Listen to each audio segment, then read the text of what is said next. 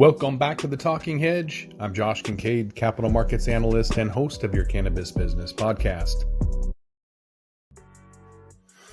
Got a pretty good show today. With me is Bernie Yeung, the CEO at Global Brands, Atlas Global Brands, publicly traded on the Canadian Stock Exchange under ticker symbol ATL. Atlas is a global cannabis company operating in Canada and Israel across the cannabis value chain. That includes cultivation, manufacturing, marketing, distribution, and pharmacy. Bernie, thanks for being on the Talking Hedge. Thanks so much for having me, Josh. Yeah, I appreciate it. Let's dive right in. You've got a pretty good background in marketing, right? So going to help you with cannabis to some degree. I want to dive in and see how much that's going to help given some restrictions. Want to ask first off how you see branding and marketing evolving in the cannabis industry. What role do you think that's going to play in the growth and success of cannabis given some of the restrictions on traditional advertising? Yeah, for sure. Well, first off, it all depends on the market and the global landscape continues to change. The first thing, number one, I believe brands, it doesn't matter what industry, always sets a standard. We are consumers that absolutely love brands and have a connection when it comes to quality and what is in a particular product. And what I see with cannabis overall is it is definitely a way to differentiate. However, the big thing with cannabis, as we all know, is it's a product first category. And, you can use brands to attract and bring in consumers. But the biggest thing I find is you got to deliver with the product, which is what's so exciting about the cannabis industry as a whole. Mm-hmm. Yeah, and I guess it differs from region to region. I'm in the Pacific Northwest. I'm in Seattle. California is pretty famous for its culture, and then in between, Vancouver, BC, and Oregon have their own culture. And so, as you've signed 2 binding letters of intent to acquire 2 additional pharmacies licensed in Israel to dispense medical cannabis, these are obviously going to add to your Israeli medical sales footprint. So, what role is Atlas going to have in medical cannabis in terms of the global healthcare landscape? And then how are you working to improve patient access? For sure. I mean, the first thing with Israel is we're very lucky to have a vertically integrated business there, meaning we export our products from our EU GMP facility in Chatham, Ontario. We ship to our pharmacies, as well as we have a trading house, which is a distribution house to provide access and variety to a different assortment of pharmacies there. Patient access is important. I mean, the development and education from doctors continues to evolve. In Israel, the biggest thing we've seen is a lot of the changes with the government where they're providing courses to educate to allow them to prescribe there as well. But I think the biggest thing, regardless, when it comes to international cannabis, is the illicit market. I mean, the behaviors and the preferences are all the same.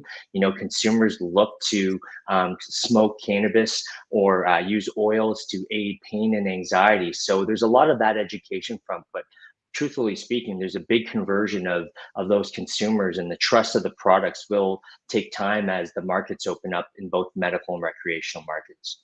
Mm-hmm.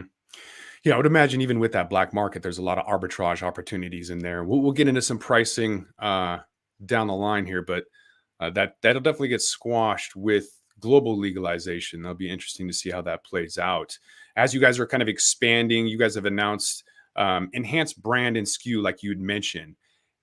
With that approach to product development and branding, what's going to set you guys apart from other cannabis in the market, not just now, but in the future? For sure. I mean, at the end of the day, the biggest thing that I believe is, it all starts with the genetics, right? And ultimately, well, how do we have and do our R&D and really develop the best products to bring to the marketplace? It all starts there. We're very lucky to have a phenomenal team. We've got 3 facilities, one in Chatham, Ontario, as I'd mentioned earlier, one in Alberta, as well as one in Stratford, Ontario. And we have nurseries to really bring unique cultivars into the market. The thing that I find really is around variety and assortment. This isn't like the CPG days, like, when I worked in Jack Daniels, or whether it's the soft drink industry where people get really hooked and enjoy a particular product. Like, let's pick a product like Coca-Cola. Once your palate becomes very specific to that, you only want that taste profile. With cannabis, you want variety, like you're not going to be, you may have your staple strain here and there, but your rotation of having different offerings is very important. So we continuously look for new genetics and continuously renovate our product line. I believe in this industry, it's probably roughly around an 18 to 24-month product life cycle when it comes to continuously bringing new products into the market, because there's thousands of incredible genetics, and that's what people want, is to really, really try, whether it's an indica or sativa, or ultimately a cultivar that's from a different part of the world. Yeah, I'm all for variety, but I also love consistency. And what I'm finding really annoying in the North American market, or just the marketplace in general, is the lack of consistency. And I'm not even talking about quality. I'm just talking about, if I find a terpene profile that works for me, like Blue Dream 2015, and then I go and I try to find it, like you can't find Blue Dream anywhere. They've mixed it with like green, they have green crack, and then Snoop Dream and whatever else. But because it takes longer and it's light and fluffier than a higher yielding, shorter duration, it seems like more of a push than a pull when it comes to demand. I'm demanding something, but they're pushing this on me no matter what. And I don't want that particular cultivar. When are companies going to start asking what the terpene profiles are, or getting into that? Because I don't find like it's readily available, and I can't find the terpenes. I'm still, unfortunately, 10 years into Seattle. I'm in Washington State. I'm looking at the highest terpene profile, or the highest price, highest THC at the lowest price. That's our filters, is price and THC, which is ridiculous. I can go to a new state like Nevada and they filter by terpenes. So long-winded question, when is it going to normalize? Each market continues to change. I'll tell you, in North America, whether it's Canada or in the US as well, that's unfortunate. Consumers are using THC and that price value relationship to drive that. What I can tell you is, we sell in Australia today, and it actually has that level of consistency that you're talking about. So let me give you a specific example. We produce Cold Creek Kush.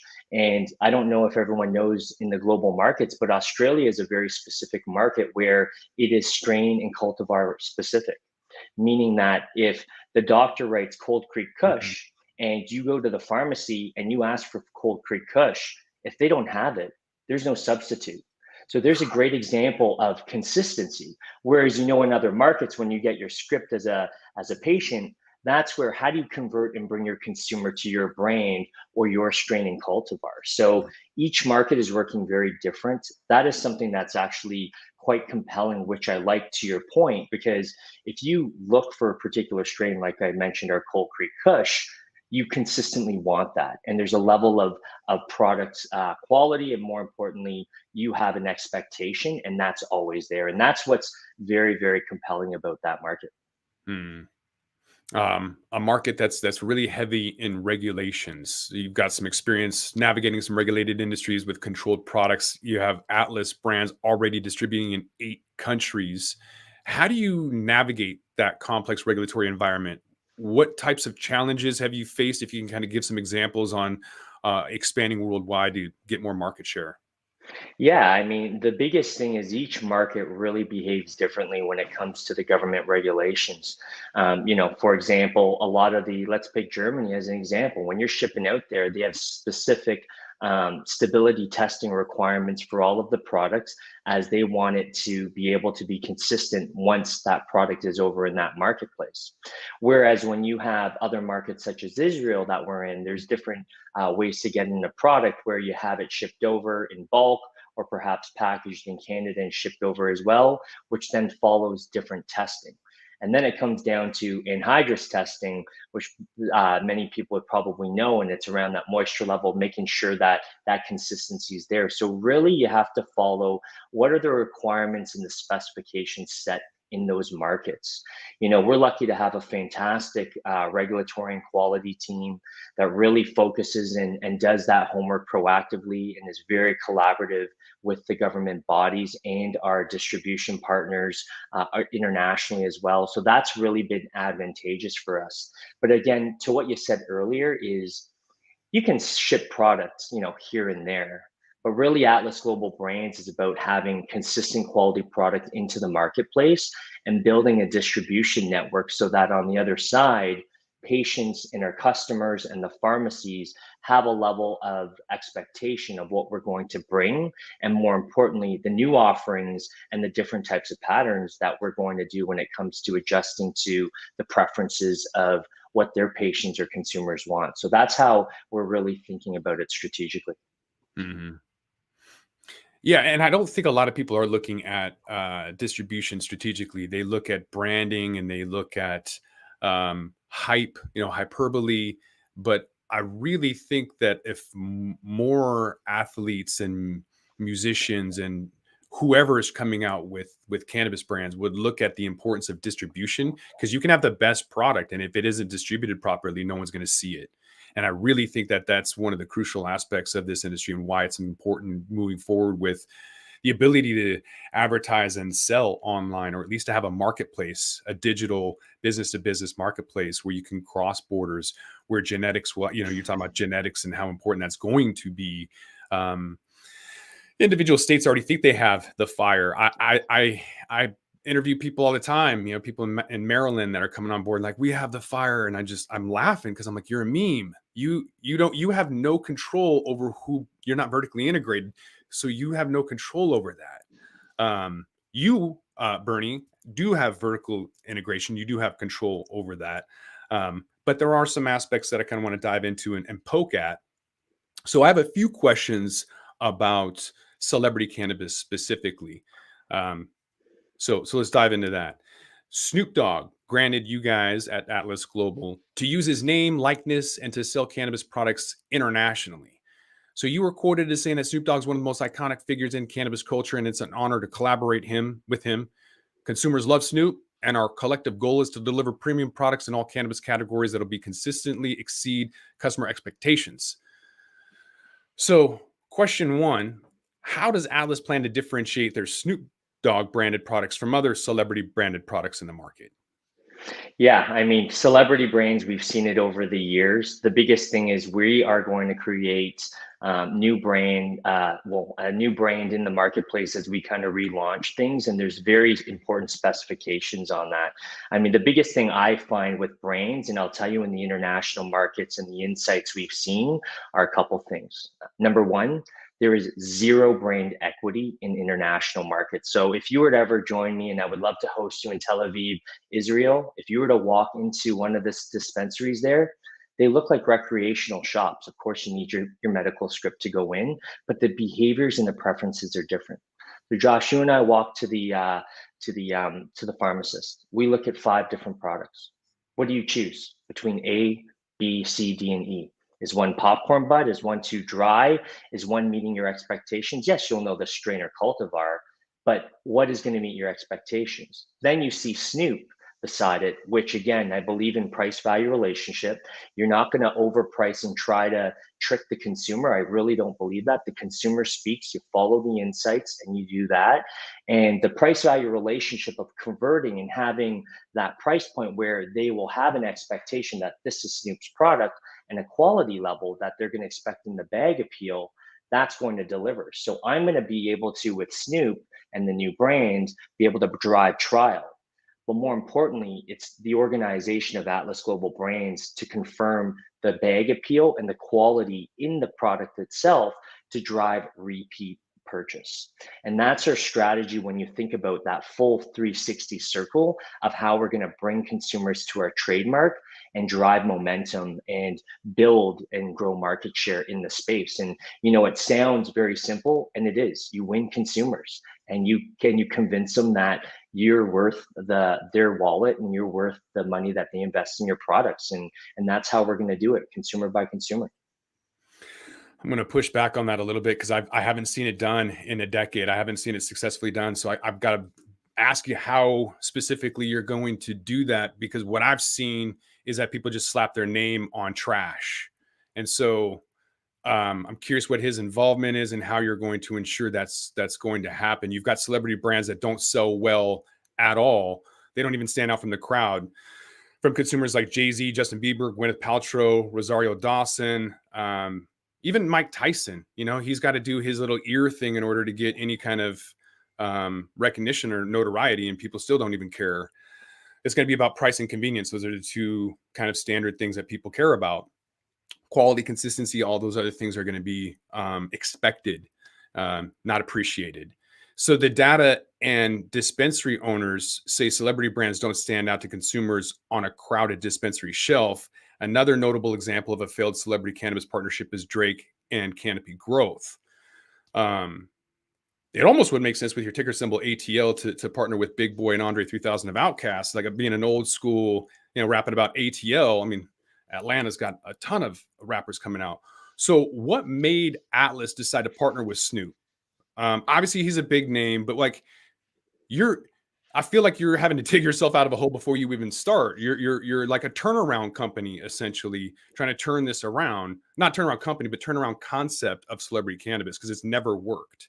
So despite the potential drawbacks of celebrity branded cannabis products and how difficult it is, what is your process, and especially utilizing them in Canada where it's not legal?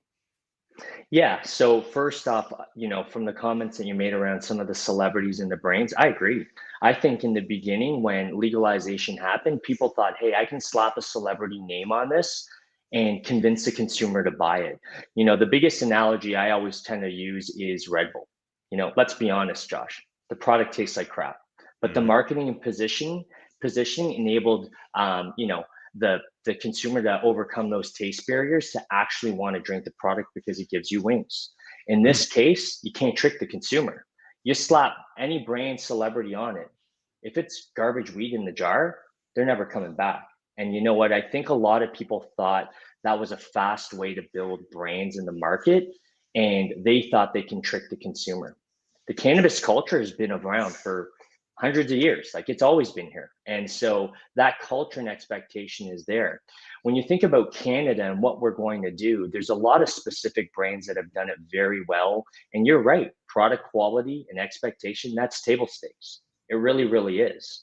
But at the same time, there's a way to be able to convince consumers all the way down to the way you process the product post harvest. And we see it. And we have to drive high quality and low cost when it comes to efficiency operationally. But I'll be honest with you, Josh, and I've spoken very openly with everyone, is I have no problem slowing down the line and making sure we have in every single bag and jar the best quality product that's going to exceed the relationship. Consumers know when they pay, whether it's for value product, $5 a gram, $7, $8 a gram, there's an expectation of what it should look like and ultimately what their expectations are. We've been in the marketplace in Canada for 5+ years.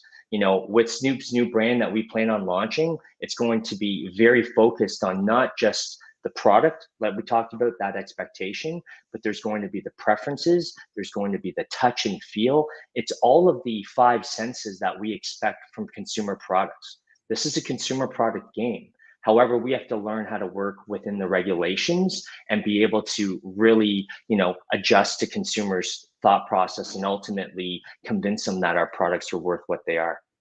Mm-hmm. Yeah, I feel like Cookies has done a good job convincing people. And yet when I went in and I got a celebrity branded blunt, Gary Payton blunt, it was trash. It didn't smell like anything. It was smoked terribly. I paid $70 for it. Never go back. So even though Burner talks about genetics and fire and consistency, like that's what I was expecting when I bought this blunt, and it was like trash weed, like everything else that tends to be in the market.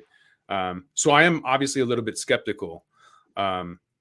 And so is Roy Bingham. He's a BDS Analytics co-founder and CEO. When he said that brand awareness and brand loyalty are emerging among the cannabis consumer base, and celebrity brand status is less important to consumers than product attributes like price points, cannabinoid content, flavor. So I got to ask you, Bernie, with price point, cannabinoid content, and flavor being more important to consumers than celebrity status, coupled with the history of celebrity branded cannabis products that haven't sold well, what other strategies are you going to do to employ to ensure the success of Snoop Dogg branded products? When we think of, Canada's one market, but when we think about Atlas Global Brands, we are about the international market. So if we were to put the US and Canada aside for just a moment, and you think of Israel, you think of Australia, you think of Germany, the equity and the way the consumer shops and behaves in the dispensaries, it's still very, very new. And I think that is something that we need to be able to differentiate, number one. Number two, when it comes to the integration of our Israel division with the pharmacies, as well as bringing in limited time offer products, there's some key things we're going to do there. The biggest thing is, SKU productivity, bringing the best products and being able to utilize that to drive loyalty and traffic. Like, you got to think, Josh, as our vertically integrated group in Israel, yes, I'm a licensed producer shipping from Canada, but now I'm also a dispensary owner. And I'm also now a distributor when it comes to my trading house as well. So if you think about all of the aspects of how am I going to bring new customers and new patients to Atlas Global Brands in each one of our pieces, each one of them has a very different strategy when it comes to bringing them in. When it comes to the brands overall and how we're going to differentiate internationally, as I'd mentioned before, if you were to come there, and again, would love to host you in Tel Aviv, you would be shocked the quality of product there. I think it's starting to change, but truthfully speaking, when I've seen the product go internationally, it's a lot of the leftover product that didn't sell in the high potency, high profile stuff that's sold domestically. And you see that internationally. That is changing now. But over the last 3 to 5 years, that's where a lot of the leftover products, so to speak, went over, and they don't know what that quality is. So we're actually looking at very differently, and we're putting all of the best products first. We're utilizing the brand to drive trial because there's zero brand equity amongst all of the other brands there to drive that purchase intent and convince them on that first purchase to again buy again. That's the way you convert consumers. You drive awareness, get that purchase intent, and it's our job to keep them within the franchise and the trademark. And that's how we've done it in many years. And whether it's, my days at Jack Daniels or working in, beverage alcohol, CPG, it's the thought process of understanding the consumer consideration set and bringing them into the trademark. Yeah, it would be interesting to see how that rolls out and what kind of opportunities that presents. You had a recent opportunity at the beginning of this year, having gone public. So Atlas Global Brands started trading on the Canadian Stock Exchange under ticker symbol ATL back in January 2023, I believe. Mm-hmm. The interim CEO was quoted as saying that transitioning to the public markets was an important milestone for Atlas. It provides a platform for growth, ultimately to execute on their strategy and become a global cannabis leader. So at this point in time, having, a couple of months of being public, what are the benefits as well as challenges of transitioning to that public market? I definitely, there's a couple of big things. I think the first thing, number one, is being able to access the capital markets. That is the most important thing, to be able to share our story and ultimately differentiate itself to be able to move into the next chapter of cannabis. Let's be honest, Josh, you've seen this, and I've been in the space, since pre-legalization Canada, working both domestically and internationally. The markets are very, very difficult right now. Mm-hmm. But really at Atlas Global Brands, we're looking this as the next chapter. It's a fresh sheet of paper. And now when we see everyone distracted and dealing with their legacy baggage in the marketplace, we're focused on how are we going to drive vertical integration in Israel to have consistency and predictability in that market. With the EU GMP regulations changing in Australia and other markets, how do we utilize our hub in that? I laugh sometimes because we've heard EU GMP so many times, but the irony is there's less than a handful that actually have it, that can do it consistently, because many other licensed producers in Canada never followed through. So if you think about that, and now we are have a key competitive advantage when it comes to EU GMP, that's going to continue to funnel that side of things. So when you think about, going public, having a very compelling story, we are looking at going on the OTC as well, and looking at other opportunities to drive more liquidity as well as more awareness of our brand. I think we're going to have a very compelling global cannabis story that people are going to be excited about to hear, and most importantly, see how we perform over the upcoming quarters. Mm-hmm. Although it's not entirely fair, cannabis companies haven't really moved independently of the market. You know, their fundamentals haven't meant anything for a really long time. So I wouldn't expect, you know, individual stocks to move as they should yet. Unfortunately, it's kind of just the way that that segment is moving, which is too bad. But moving into trends, there's a lot of innovative technologies. You know, when we were in the green room, we were talking about, you know, Chat GPT and AI and some of these things.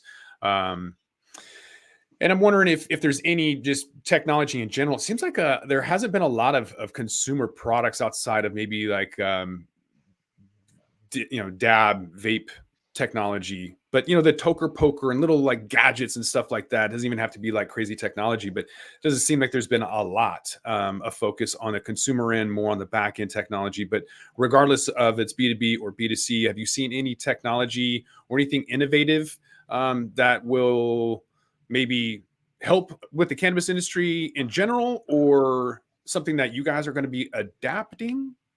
You know, the biggest products I love in the cannabis industry when it comes to technology and 2.0 products is vape technology. You know, it's come such a long way. And, you know, more importantly, when it comes to converting the illicit market, the quality of the products that are continue to evolve and change, all the way from the heat settings, and really being able to have consumers adapt when it comes to accessibility of new products is key. I'm seeing a lot of really unique designs as well as different ways to actually enjoy the product and of course utilize that. You know, when it comes to non-combustibles, we see a lot of the new technology, you know, focusing on onset, bioavailability, all of that. I think that continues to evolve. I would say with the technology and bridging different consumers into the space, minor cannabinoids, there's going to be a lot of different pieces that ultimately come together that are going to be disruptive in the marketplace. You know, I've seen some excellent products that have THC and minor cannabinoids kind of isolating a certain, you know, consumer segment and occasion, which evolves. So I think we'll continue to see technology both when it comes to, you know, utilizing minor cannabinoids and ingestibles, all the way to vape technology and being able to have consistent dosing as that evolves. Because, you know, we've seen brands and products come into to the marketplace, but it's going to take a little bit more time as that evolves. Mm-hmm. What about your plans to capitalize on that vertical integrated supply chain and continue to grow and expand your global footprint? What does that look like, and what does the future look like for you guys specifically? You guys are going internationally. You're going to keep doing that? Like, let us know what you're doing. Yeah, for sure. So, I mean, our biggest priority in the short term right now is continuing to integrate our division in Israel. So, Atlas Global Brands is really around acquiring and looking for very accretive pharmacies in the business in that place. You know, we've seen retail right across the board, and I've been part of it as well in both, you know, all of the industries I've been in. And it's not about having the most outlets, it's about having the most productive and strategic locations that make the most sense into that space. So that's something that we are very thoughtful and strategic on when it comes to the international side. You know, I'm a big believer, you know, coming again from Beval, you can have great products, but you have to have assortment. So, you know, wearing our distributor hat, we are partnering with other brands as we look to expand our assortment, because I've got to make sure I'm bringing great varieties and more importantly, great menu for our partners there. When we look at, you know, across the different other markets, such as, you know, the UK, Spain, Australia, Germany, we see the regulations slowing down there. We are looking really to find those partners to offer, you know, our EU GMP product into the market and grow. We are looking at different ways to actually create and find ways to, you know, shape the regulations and help work with them as well. But again, like I said earlier, each market is very different, and more importantly, being part of the journey in some of those key markets is where our focus is. So you're going to hear a lot and see, you know, more about Australia. You're going to see more, of course, in Israel as well, and Germany, and then the other international markets as we continue to progress over the next 12 to 24 months. And then if people want to find a little bit more about what you're doing and kind of track your progress and everything, where can they find you at? Yeah, and thank you again, Josh. So thanks everyone for joining us. You can come to our website at atlasglobalbrand.com or look us up on LinkedIn. We appreciate it. And again, we really appreciate your support and looking forward to working with you all. Thanks for your time. Yeah, and we'll put Bernie's LinkedIn link in the description. But I think with that, we're gonna have to roll this one up. So I want to thank my guest, Bernie Yeung, the CEO of Atlas Global Brands, again available on the Canadian Stock Exchange under ticker symbol ATL. Appreciate you being on the Talking Hedge. Thanks so much. I'm Josh Kincaid. You're welcome. I'm Josh Kincaid. This is the Talking Hedge. So don't forget to like, share, and subscribe, or don't. And I'm out.